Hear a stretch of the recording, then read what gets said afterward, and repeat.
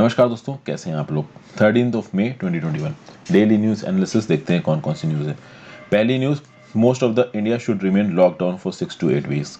देखिए, बलराम भार्गव जो कि हेड है Indian council of medical research में, उन्होंने रिसेंटली एक इंटरव्यू दिया और इस इंटरव्यू में उन्होंने ये बोला है कि लॉकडाउन रिस्ट्रिक्शंस उन जगहों पे लगी रहनी चाहिए जहां पे रेट ऑफ इन्फेक्शन 10% से ज़्यादा है। आपको पता है, आज ही मैंने हिंदू एडिटोरियल में आपको बताया है कि जो देश का टेस्ट पॉजिटिविटी रेट है वो है 21%। और बलराम भार्गव साहब बता रहे हैं कि जहाँ पे भी टेस्ट पॉजिटिविटी रेट 10% से ज़्यादा आ रहा है वहाँ पे लॉकडाउन कम से कम 6 से 8 हफ्ते और चलना चाहिए इस डिसीज़ को थोड़ा कंट्रोल में लाने के लिए। इस समय पर अगर बात की जाए तो देश की 718 डिस्ट्रिक्ट्स में से 3/4 डिस्ट्रिक्ट्स ऐसी हैं जहां पे टेस्ट पॉजिटिविटी रेट 10% से ज़्यादा है। अगर 718 का 3/4 निकाला जाए तो 720 राउंड ऑफ कर दो, इसका 3/4 निकाल दो तो आ जाएगा लगभग 540, लगभग 538 या 540 के लगभग के डिस्ट्रिक्ट्स में अभी भी 10% से ज़्यादा टेस्ट पॉजिटिविटी रेट आ रहा है। और जहाँ पे 10% से ज़्यादा टेस्ट पॉजिटिविटी रेट आ रहा है वहाँ पे कम से कम 6 से 8 हफ्ते का लॉकडाउन असर लगा दो। ये डॉक्टर भार्गव साहब के कमेंट है। और ये कमेंट इसलिए इंपॉर्टेंट हो जाते हैं कि कोई गवर्नमेंट ऑफिशियल इस प्रकार के कमेंट दे रहा है तो इंडिया के सामने क्राइसिस बड़ी है ही। आप देखो, कोरोना के इन्फेक्शंस इंडिया में 3.5 लाख से ज़्यादा ही जा रहे हैं, 4,000 डेथ्स रोज हो रही हैं, हॉस्पिटल्स और मॉर्ग्स भरे हुए हैं, मेडिकल स्टाफ एग्जॉस्टेड है, ऑक्सीजन और ड्रग्स कम पड़ रहे हैं। Indian council of medical research की बात की जाए तो this is the apex body for formulation coordination and promotion of biomedical research. इसका काम क्या है? To conduct, coordinate, implement medical research for the benefit of society, फिर translating medical innovation to product processes and introducing them into public health system. इसको fund कौन करता है? तो गवर्नमेंट ऑफ इंडिया फंड करता है through department of health research, ministry of health and family welfare. General studies paper 2 में issues relating to development and management of social sector services relating to health human resources में news आपको काम आएगी। आगे बढ़ने से पहले वीडियो को लाइक कर देना, इस वीडियो को शेयर ना किया हो कर देना, चैनल को शेयर और सब्सक्राइब कर लेना, ज्वाइन बटन दबाना चाहो तो दबा सकते हो। मेरे चैनल के प्लेलिस्ट सेक्शन में पता चल जाएगा मैंने किस किस रिस्पेक्ट में वीडियोस बना रखी हैं। इंस्टाग्राम पे फॉलो कर लीजिए, अलग अलग प्रकार से आपसे जुड़ने की कोशिश करूंगा। जो भी मैं शॉर्ट्स बना के आपके डाउट सॉल्व करता हूँ, आप इंस्टाग्राम पे अपने मैसेजेस भेज सकते हैं मुझे। वहाँ पे जो भी मुझे आपके इंपॉर्टेंट मैसेज लगेंगे मैं ज़रूर उनके ऊपर शॉर्ट्स बनाने की कोशिश करूंगा। बस इस बात को इंश्योर करिएगा कि जो आपका क्वेश्चन है वो ऐसा हो जो कि जनरल क्वेरी हो, प्रिपरेशन के समय पे या लाइफ से रिलेटेड क्वेरी पे भी आप सवाल पूछ सकते हो।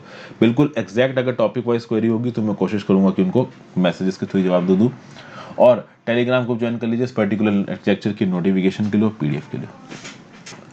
प्रोडक्टिविटी लिंक्ड इंसेंटिव स्कीम बहुत ज़्यादा न्यूज़ में रही है और एक और फील्ड में इस प्रोडक्टिविटी लिंक्ड इंसेंटिव स्कीम को बढ़ा दिया गया जिसका नाम है एडवांस्ड केमिस्ट्री सेल। तो यूनियन कैबिनेट ने बोला है कि प्रोडक्टिविटी लिंक्ड इंसेंटिव स्कीम को advance chemistry cell battery storage में भी लगाया जाएगा। पीएलआई स्कीम है क्या? मैं पहले भी समझा चुका हूँ, एक बेस पॉइंट से समझा देता हूँ। प्रोडक्टिविटी लिंक्ड मतलब इंफ्रास्ट्रक्चर सेटअप करने के बाद जितना प्रोडक्शन करके आप बेचोगे, चाहे डोमेस्टिक मार्केट में चाहे एक्सपोर्ट मार्केट में, उतना ही सरकार आपको इंसेंटिव देगी। तो मतलब इंसेंटिव यहाँ इस बेसिस पे है कि किसी एक पर्टिकुलर कंपनी ने बिजनेस सेटअप किया, बिजनेस सेटअप करने के बाद उसने उस चीज़ को बढ़ाया और एक्सपोर्ट मार्केट्स में बेचा या डोमेस्टिक मार्केट्स में बेचा, तब आपको इंसेंटिव मिलेगा। ये नहीं है कि कंपनी लगाने के लिए इंसेंटिव मिल रहा है, बीच बीच में पैसे जा रहे हैं। और यहाँ पे इंसेंटिव्स बहुत सारी कंडीशंस के ऊपर डिपेंडेंट है। तो ये जो प्रोडक्टिविटी लिंक्ड इंसेंटिव स्कीम है इसको अलग अलग फील्ड्स में लगाया जा रहा है। अभी के लिए इसको advanced chemistry cell battery storage में लगाया गया है और इस पर्टिकुलर सेक्शन को 18,100 करोड़ रुपए अलोकेट किए गए हैं। ये किया गया है as a part of national programme on advance chemistry cell battery storage. कोशिश यहाँ की जाएगी कि ये जो पीएलआई स्कीम है कोशिश करेगी achieving manufacturing capacity of 50 gigawatt of advance chemistry cell and 5 gigawatt hour of नीचे एसीसी यानी कि एडवांस्ड केमिस्ट्री सेल। देखिए, जो गीगावाट है या गीगावाट आवर है ये इलेक्ट्रिसिटी कंजम्पशन की यूनिट्स है। ओके, गीगावाट आपको पता ही है कि भाई 1 gigawatt is equals to 1000 megawatt. तो इस रिस्पेक्ट में इलेक्ट्रिसिटी कंजम्पशन की यूनिट है गीगावाट और आपका ये गीगावाट आवर। आपको पता है कि जो आपके घरों में सेल इस्तेमाल होता है उस सेल को पहले वॉकमैन में लगाते थे, आजकल की डेट में सेल ज़्यादा यूज़ नहीं होता, अलार्म क्लॉक्स वगैरह में लग जाता है, जो आपकी वॉल क्लॉक होती है उसमें सेल लग जाता है, आपके एसी के रिमोट में, टीवी के रिमोट्स में सेल लगे हुए होते हैं। तो इस रिस्पेक्ट में इन प्रकार के सेलों को बनाने के लिए, और ऐसा नहीं है कि बैटरी स्टोरेज छोटा ही हो, बैटरी स्टोरेज बड़ा भी हो सकता है। जैसे कार के अंदर जो बैटरी लगती है वो बड़ी है, ट्रक के अंदर जो बैटरी लगती है वो बड़ी है। तो बैटरी का प्रयोग नाना प्रकार की जगहों पे है और हम ज़्यादातर जो बैटरीज का प्रयोग करते हैं उसके लिए इंपोर्ट के ऊपर डिपेंडेंट है। ताइवान और चाइना जैसी कंट्रीज हम इन बैटरीज को इंपोर्ट करते हैं।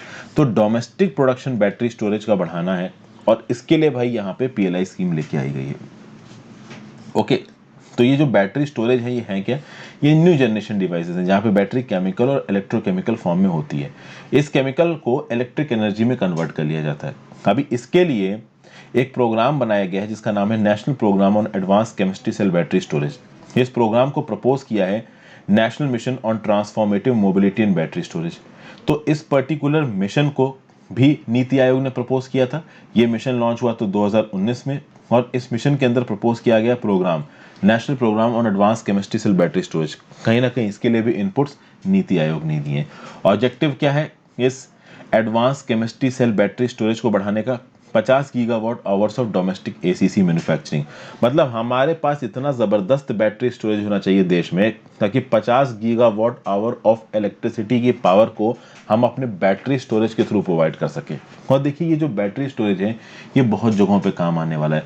कल की डेट में हम लोग ई व्हीकल्स की बात कर रहे हैं। अभी सड़कों पे ई व्हीकल चलेंगे तो ई व्हीकल्स इलेक्ट्रिक व्हीकल्स तो बैटरी पे ही चलेंगे ना। तो उस बैटरी को चार्ज करने का इंफ्रास्ट्रक्चर, जगह जगह पे इस प्रकार की बैटरीज को बनाना, रीयूजेबल बैटरीज बनाना, तो इसके लिए बहुत बड़ा इंफ्रास्ट्रक्चर चाहिए और उस हर चीज में ये पीएलआई स्कीम मदद करेगी।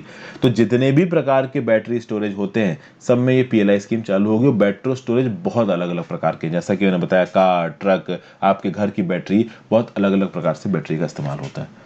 फिर देखा जाए कि पीएलआई स्कीम्स को कौन कौन से फील्ड में लगाया गया है। तो क्रिटिकल बल्क ड्रग्स में, air conditioners, LED lights, food processing industry, IT hardware and pharma industry, telecom sector और speciality steel. Government studies sorry general studies paper 2 में और पेपर 3 में ये न्यूज़ आपको काम आएगी। नेक्स्ट आते हैं fourth India Swiss financial dialogue held virtually. चौथा इंडिया स्विस फाइनेंशियल डायलॉग हुआ है, वर्चुअली हुआ है यानी ऑनलाइन हुआ है। यहाँ पे इंडियन डेलीगेशन में department of economic affairs, department of revenue, department of financial services और ये तीनों डिपार्टमेंट आपको पता ही है कि हमारे मिनिस्ट्री ऑफ फाइनेंस के हैं और मिनिस्ट्री ऑफ एक्सटर्नल अफेयर्स यहाँ पे पार्टिसिपेट कर रहे थे। तो डायलॉग में बातचीत हुई है, दोनों कंट्रीज ने अपने अपने एक्सपीरियंस शेयर किए इन्वेस्टमेंट को लेके, international financial services centre authority को लेके, नेशनल इन्वेस्टमेंट और इंफ्रास्ट्रक्चर फंड को लेके, फिनटेक को सेक्टर को लेके, फिनटेक मतलब फाइनेंस के सेक्टर को टेक्नोलॉजी से मिला लिया, सस्टेनेबल फाइनेंस लेके, क्रॉस बॉर्डर फाइनेंशियल सर्विसेज को लेके। इंडिया के बहुत सारे लोग स्विट्जरलैंड के बैंकों में अकाउंट खोलते हैं। स्विस इकोनॉमी बहुत टॉप लेवल पे है, उनकी जो टेक्नोलॉजिकल सोफिस्टिकेशन है specifically when it comes to economy वो बहुत ज़्यादा है। तो इस रिस्पेक्ट में India Swiss financial dialogue India के लिए बहुत यूजफुल हो सकता है। फिर G20 से रिलेटेड मैटर्स, IMF से रिलेटेड मैटर्स, टैक्स चैलेंजेस से related, digitalization of the economy की वजह से जो टैक्स के चैलेंजेस आ रहे हैं उससे रिलेटेड मैटर्स, इंफ्रास्ट्रक्चर फाइनेंसिंग, इन सब चीज़ों के बारे में भी दोनों कंट्रीज के बीच में बात हुआ है। और कोऑर्डिनेटेड बायलैटरल एक्शन ज़रूरी है पोस्ट कोविड वर्ल्ड में, इसका भी एक दूसरे को एश्योरेंस दिया है इस पर्टिकुलर कंट्री ने, इन दोनों कंट्रीज ने। इंडिया और स्विट्जरलैंड के कॉर्डियल फ्रेंडली रिलेशंस हैं। इन्होंने बोला भाई फ्यूचर कोलैबोरेशन हम लोग प्रॉपर तरीके से करेंगे। शेयर्ड वैल्यूज ऑफ डेमोक्रेसी और रूल ऑफ लॉ में ये दोनों कंट्रीज मानती हैं। इंडिया का जो पॉलिसी ऑफ नॉन अलाइनमेंट है वो स्विट्जरलैंड की ट्रेडिशनल पॉलिसी ऑफ न्यूट्रलिटी के साथ भी मैच खाता है। दोनों कंट्रीज ने बहुत सारे सेवरल बायलैटरल डायलॉग मैकेनिज्म चला सकते हैं और ये जो फाइनेंस डायलॉग मैकेनिज्म है जो कि एक प्रकार का बायलैटरल डायलॉग मैकेनिज्म भी है, ये काफ़ी इंपॉर्टेंट हो जाता है यहाँ पर। तो इस रिस्पेक्ट में डिजिटलाइजेशन ऑफ द इकोनॉमी के चलते जो इंडियंस टैक्स नहीं देते हैं और कहीं ना कहीं स्विट्जरलैंड के बैंकों का इस्तेमाल करते हैं इसके लिए, इस रिस्पेक्ट में इंडिया और स्विट्जरलैंड की जो फाइनेंशियल रिपोर्टिंग है आपस में बहुत इंपॉर्टेंट है। जनरल स्टडीज पेपर 2 में bilateral regional and global groupings and agreement involving India and affecting Indian interest में न्यूज़ आपको काम आएगी। नेक्स्ट बात करते हैं biodegradable yoga mat developed by 6 young girls from Assam. एक स्पेशीज आपने नाम सुना होगा वाटर हाइकिंथ। वाटर हाइकिंथ एक इनवेजिव स्पेशी है। It is a type of invasive floating plants. जिन वाटर बॉडीज में वाटर हाइकिंथ आ जाती है कहीं ना कहीं वो वाटर के अंदर डिजॉल्व ऑक्सीजन के लेवल को घटा देती है। तो जो वाटर हाइकिंथ है वाटर की सरफेस को कवर कर लेगी, ऊपर का सनराइज सनलाइट नीचे नहीं पहुंच पाएगी, ऑक्सीजन का लेवल कम होता जाएगा पानी में, मछलियां मरने लगेंगी। इस वाटर हाइकिंथ प्लांट को बंगाल का टेरर भी कहा जाता है क्योंकि लोकल इकोलॉजी को निगेटिवली अफेक्ट करता है, लोगों की लाइफ को निगेटिवली अफेक्ट करता है। फिश प्रोडक्शन गिर जाता है, एक्वेटिक क्रॉप्स गिर जाती हैं और मॉस्किटोज से होने वाले डिसीजेस बढ़ जाते हैं। अभी इस रिस्पेक्ट में इस वाटर हाइकिंथ का इस्तेमाल करके 6 यंग गर्ल्स ने आसाम में बायोडिग्रेडेबल और कंपोस्टेबल योगा मैट बनाई है। तो चूंकि ये योगा मैट बायोडिग्रेडेबल और कंपोस्टेबल है, तो इसको इस्तेमाल करके आप फेंकोगे तो एनवायरनमेंट को नुकसान नहीं पहुंचाएगी। जब तक ये मैट की तरह यूज होगी तब तक घरों में यूज हो जाएगी, और साथ साथ इसी बहाने पानी से जो वाटर हाइकिंग था ये बाहर निकल जाएगा, तो ऑब्वियस सी बात है पानी की जो ओवरऑल हालत है वो भी सुधरेगी। ये जो गर्ल्स हैं जिन्होंने इस योगा मैट को बनाया है, they belong to a fishing community living in the fringe of Deepor Beel. Deepor Beel एक रामसर साइट है। कहाँ पे है? आसाम में है। परमानेंट फ्रेश वाटर लेक है in the south west of Guwahati city, और एक रामसर साइट है, एक वेटलैंड ऑफ इंटरनेशनल इंपॉर्टेंस है। तो दीपोर बिल यहाँ पे इंपॉर्टेंट हो जाता है। याद रखिएगा, Deepor bill is a Ramsar site, और है कहाँ पे? आसाम में है। It is a wetland of international importance. ये जो लेक है यहाँ पे दीपोर बिल, ये दीपोर बिल बहुत ज़रूरी है 9 विलेजेस की फिशिंग कम्युनिटी की ज़िंदगी के लिए। लेकिन ये फिशिंग कम्युनिटी कहीं ना कहीं सफ़र कर रही है इस वाटर हाइकिंग के एकोमुलेशन की वजह से। तो इस वाटर हाइकिंग को लेक से हटा के एक नई मैट बना देना, ये कमाल का काम इन 6 लड़कियों ने किया है। और ये जो इनोवेशन है इन गर्ल्स का, उसके चलते आगे आने वाले समय में environmental conservation, sustainability of Deepor Beel, ensuring local livelihood, इन सब चीज़ों में मदद मिलेगी। मोस्ट प्रॉब्ली कुछ समय बाद एक न्यूज़ ये भी आएगी कि इन 6 गर्ल्स को एक इनाम मिला है इस पर्टिकुलर इनोवेशन के लिए, और मिलना भी चाहिए, इस प्रकार के इनाम मिलने चाहिए। इस मैट को नाम दिया है मूरहन योगा मैट, और इस मूरहन योगा मैट को वर्ल्ड मार्केट में इंट्रोड्यूस किया जाएगा as a unique product which is promoting sustainable development. इस इनिशिएटिव को ट्रिगर करने में North East Centre for Technology Application and Research, NECTAR, जो कि एक ऑटोनॉमस बॉडी है department of science and technology की, इसने काफ़ी मदद की है। कहीं ना कहीं इस पर्टिकुलर बॉडी ने इस लोकल एरिया की वुमेन को मोबिलाइज किया है, और इनको मोबिलाइज किया गया है एक कलेक्टिव मिशन के अंदर जिसका नाम है सिमांग, जिसका मतलब होता है ड्रीम। और इसी के अंदर इन 6 गर्ल्स ने वाटर हाइकिंग को इस्तेमाल करके ये कंपोस्टेबल मैट बना दिए। जनरल स्टडीज पेपर 1 में और प्रीलिम्स के रिस्पेक्ट में न्यूज़ काम किए।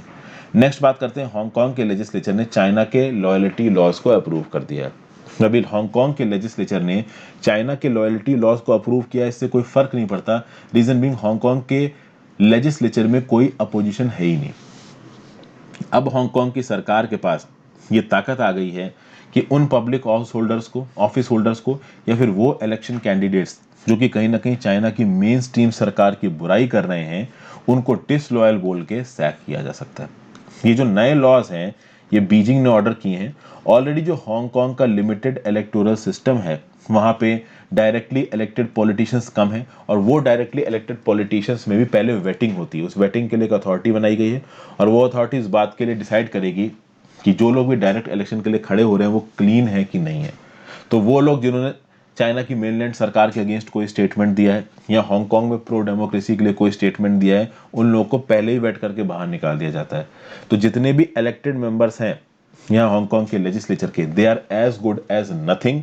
और इन इलेक्टेड मेंबर्स ने अभी के लिए ये जो चाइना लॉयल्टी लॉज हैं इनको असेंट कर दी गई है।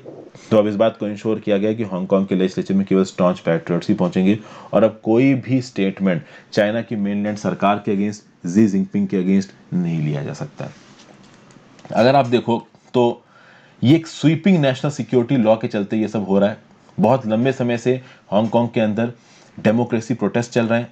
सबसे खतरनाक डेमोक्रेटिक प्रोटेस्ट हुए थे 2019 में, जब चाइना ने डिसाइड किया था कि भाई ये जो हांगकांग का स्पेशल स्टेटस है यहाँ पे ख़त्म कर देंगे। अपोजिशन मेंबर्स उनके लेजिस्लेचर में है नहीं।